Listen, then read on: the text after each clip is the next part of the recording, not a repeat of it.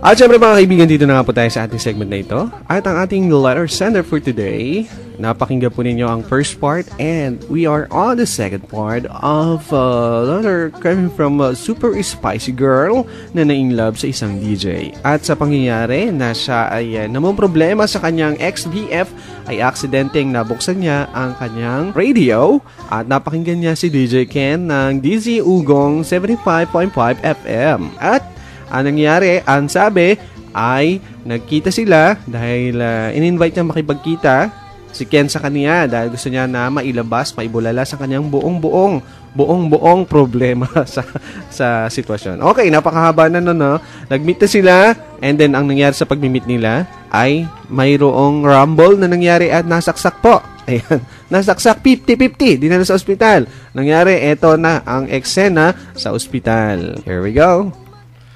Ken? Ayos ka na ba ngayon, Ken?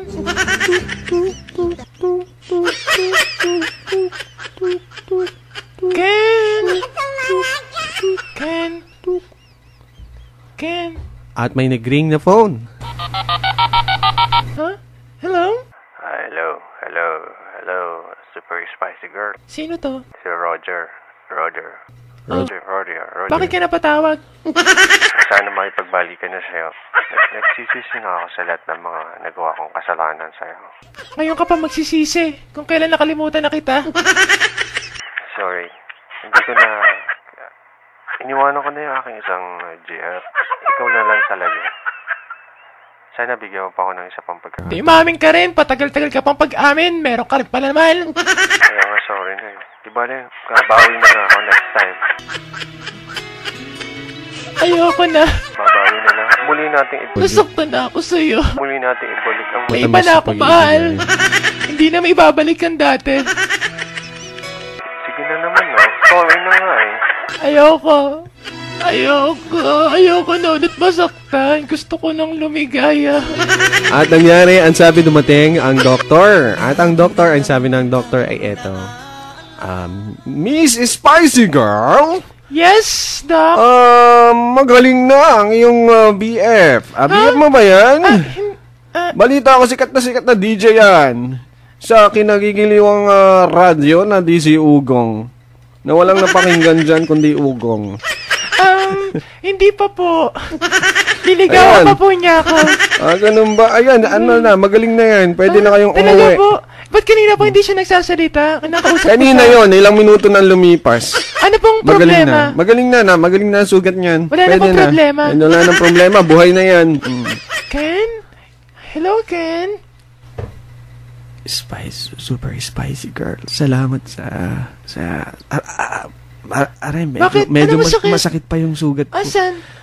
Hawakan ko. Wag mo hawakan, masakit nga.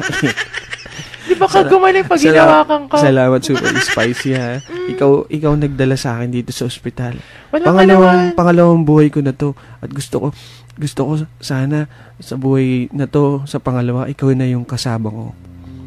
Mahal na mahal kita, Super Spicy Girl. Ha? Oo. Agad-agad? Kasi sa'yo ko lang naramdaman to eh. Ikaw ang nagtiyaga, nagtiis at nagmahal sa akin ng ganito. Dahil lang ba sinabi kong mahal kita? Kaya... Hindi, kasi inalagaan mo ako habang nasa ospital, ginawa mo lahat. Kaya gusto ko na ikaw na yung hinahanap ko talaga. Huwag mo sabihin yan. Huwag mo sabihin mahal mo ako dahil lamang inalagaan kita. Huwag mong suklian ng pagmamahal kung hindi mo naman kaya. Huwag ka nang mag-inarte, alam ko naman na mahal mo ako. Ay, alam mo. Sorry, Alam ko namang hinahangaan mo ako diba sa radyo. Kaya lagi kitang babatiin. Sabihin ko lagi, Super Spicy Girl, I love you. Huwag na nakakaya naman yun.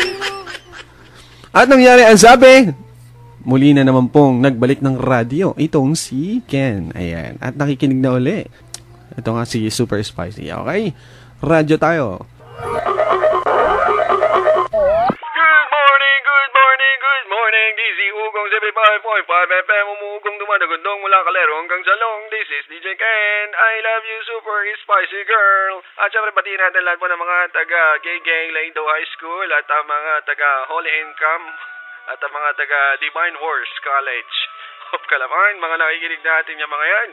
At syempre, super spicy. Love na love kita. Mwa. Ay, naku talaga ito si Ken. Pinanindigan talaga ang pagmamahal niya sa akin. Ano kayang gagawin ko? Kasi nang ipagbalikan si Roger.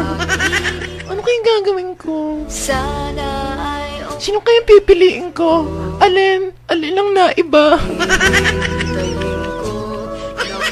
Isiping mabuti. Alin ang naiba? Alin ang naiba? At ang katanungan po ni Super Spicy, naguguluhan siya kung sino ang kanyang pipiliin, ang kanyang ex-BF na subok na niya sa panluloko sa kanya, na nakipagbabalikan sa kanya, na humingi ng second chance. O ang isang DJ na kagaya ni Ken na kinalolokohan ng maraming kababaihan. In short, marami siyang kakompetensya dito. Alin daw ang kanyang pipiliin? Mahal niya pareho silang dalawa. Sabi niya, pakisagot na daw ng dalawang DJ na kulokoy dito lang sa ating segment na to. Okay. Bigyan na po natin siya ng... Wala kang pipiliin dong! Wala! Bigyan na natin siya ng advice, DJ Kyle. Ayun! Wala siyang pipiliin? Bakit gano'n wala siyang pipiliin? Bakit naman? Kasi galing siya sa isang relasyon na parang hindi pa siya talaga handang mag-move on. Kasi nandun pa rin na mahal niya pa rin yung tao. Kaso nga, ayun yung balikan. Pero alam mo, diba? ipagtatanggol ko yung sige. side ng mga DJ, Huwag niyo naman husgahan ng mga DJ, ganun. Bakit? Ano sa tingin niyo magiging pang-husga nila sakaling kasi di ba parang sinasabi niya, marami siyang kompetensya, parang ang image ng mga DJ ay mga playboy talaga na... Sa tingin niyo? Ganyan. Baka nga. Hindi naman po. Out of 100, may 1% naman. Sino kaya yon?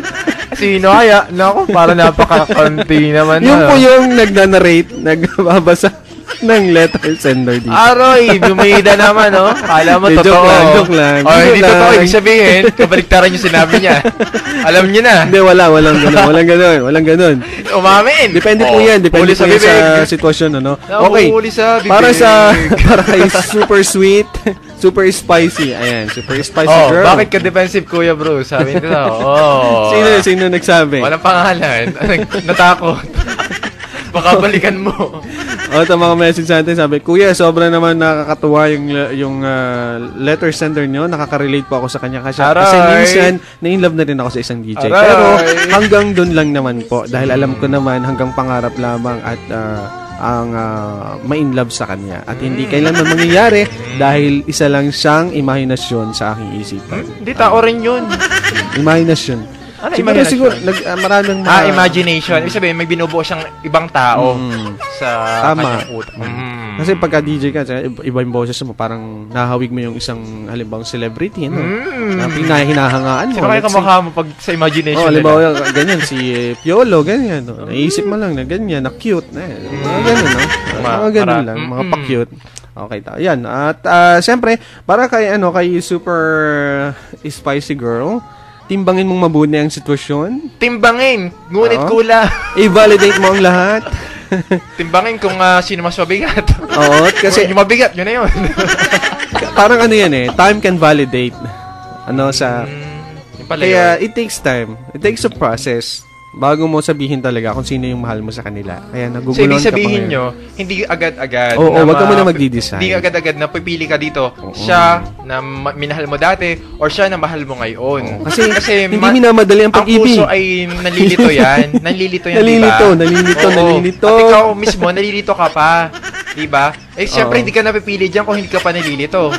At yung pagkalitong nababaliw. Kaya may kanta nababaliw, naloloka. At yung pagkalitong niya, maaring pumunta sa pagkakamali muli, di ba? Kaya magkamali ka na naman. Oo, kasi yun na nga nagkamali ka na nung una, kailangan naman sa susunod, huwag ka na magkamali. So, tingnan mo muna ang sincerity ni, anong pangalan nung kanyang ex, no? Kung totoo na nga siya sa kanyang sinasabi, at sa nangyari, at dito naman sa iyong DJ na nanliligaw, ay di siyempre, tingnan mo rin muna kung gaano siya ka-sincere. Hindi lamang porke nababati ka at kinikilig ka sa radyo, siya na nga, di ba? Oo, malay mo, ikay pinapaasa lang yan. Baka mamaya, marami may nagtanong dito. Mga binabating DJ ka, si DJ Bruce ba ganon? Saan daw? Saan? Saan parte doon? Sa kwento doon? Hindi, yung sinabi yung nyo nasaksak, kanina. wala pong... Hindi, yung kanina yung sinabi nyo kanina. Alin yun? Yung Out of 100. 1%, 1% lang. Kasama ka sa 99? 99%. 99%. Peace Biscuit Boys daw yun. Casey, Hindi naman. Casey po yung nagsabi ng defensive si Kuya Bruce. True naman, medyo suplado ibang DJ Deadma lang mga listener na mahanga sa kanya. Sino nagda-deadma sa kanya? Hindi kasi minsan, pagka talaga ganito, sasabihan ka suplado. Pero actually, alam mo yun, pa-cute lang yun. May iwas lang talaga sa Ganon kayo. Ay, ganon pala si Kuya. Kaya nasasabi yun, ganon siya. Alam mo, may pikit-pikit pa talaga, no? Pungay-pungay ng mata. Ambisyoso. Ganon pala. Pero alam mo, ang mga experiences mo as DJ, ano bang naranasan? Ito pa. Ate, pusong lito lang yan, ha? Anong letter sender? Ate, pusong lito lang yan, ha? Nalilito lang siya. Playboy nga ba ang mga DJ? No, repair. Pwede natin itanong yan. Playboy nga ba? Actually, sa mga nakita ko talaga, ay worse talaga, worse. Pero marami kadalasan. Pero merong iba na pero wag niyo lalahatin. Kagaya namin, hindi kami worse. Kami very very friendly po kami. At talagang harmless. Yan. Hindi wala man lang. Hindi kami nangangagat. Wala. Talagang purely kaibigan lang po talaga. Binida sarili. Huwag niyo na pong gayahin yung ibang mga DJ dyan na, wag mong gagayahin, DJ Bros, ang ibang DJ. Ha? Paalala ko sa'yo, ha? Siyempre naman. Sino, may nagbibigay kanalala ka ba DJ na gano'n? Ay, marami. At may... Marami talaga. Marami rin ako kailangan. Sobra. Siyempre naman, since 2005 po ako nasa radyo din eh. Nakita ko na yung mga ganyang kalakaran eh. Pero buti hindi nyo na-adapt? Na-adapt hindi ba? Hindi naman. May na-adapt ng content. Sila na, hindi. Hindi rin? Wala. Okay. Ayoko nang i-share yung mga kwentong ganyan, Pero totoong nangyayari po ito. Sa mga hindi makarelate dito sa kwento na to kasi hindi naman sila mahilig sa mga pero as DJs, di ba? Marami kayo naging experience sa inyong mga listeners. Oo, madami talaga. Madami. Marami na. Madami. Kung alam niyo lang. Pero syempre, sila nag-i-experience sila. Hindi ako nag-experience, sila lang. Sila naka-experience. Ano yung experience? May experience din kayo, ha? Wala. Promise? Promise. Alam mo yun? Panatang Wala. Uy, wala na tayong oras. Wala na nga. Papasok na si DJ Rocky eh. Kanta ba tayo? Kakanta tayo. Anong kanta natin? I'll Always Love You. May mataas yata yan. Kaya ba natin yan? Sabi niyo, di ba, nung last time, bakit di natin itry mga matataas na sure ka, kaya natin yan? Ewan ko lang kung kakayanan natin, pero... Whitney Houston yan eh.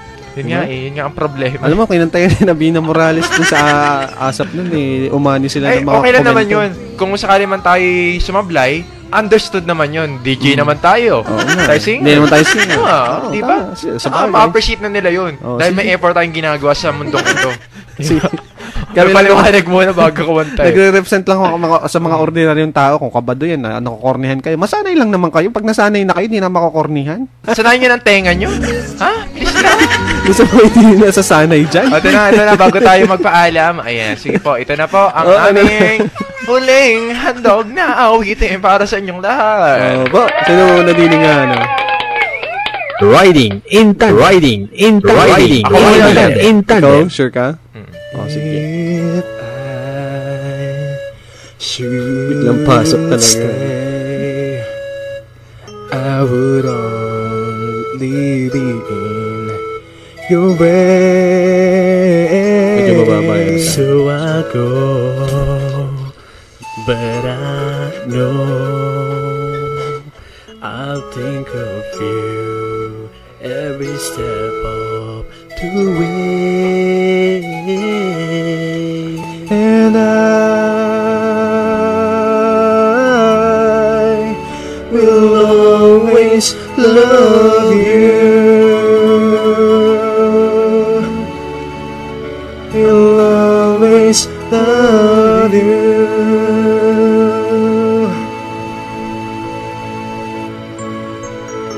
You, my darling, you.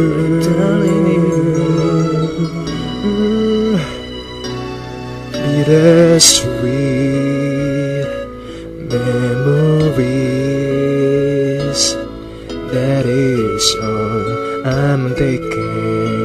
in me. So goodbye, please don't cry. We both know I'm what you need, and I will always love you. Will always love you.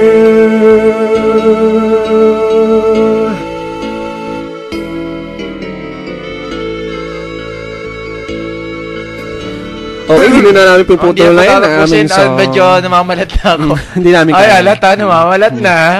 Tama na, tama Hindi na na. kaya. So, kami po papaalam na dahil susunod si DJ Rocky. Yes, DJ Rocky up next. Only 105.5 at ang programa OM Express. Ito namang huling awitin namin. Nahandog sa inyo lahat para sa lahat ng At syempre, DJ. inahandog namin to kay Miss Super Spicy Girl. Yes. This song going out to you. And I Yes. hope you will enjoy this one. Goodbye! God bless. Mr. DJ, can I make a request? Please give me my sustento. Mr. DJ, ito'y sa anak mo nang ako ay iwan mo. Dahil sa voice mo, ako'y naloko.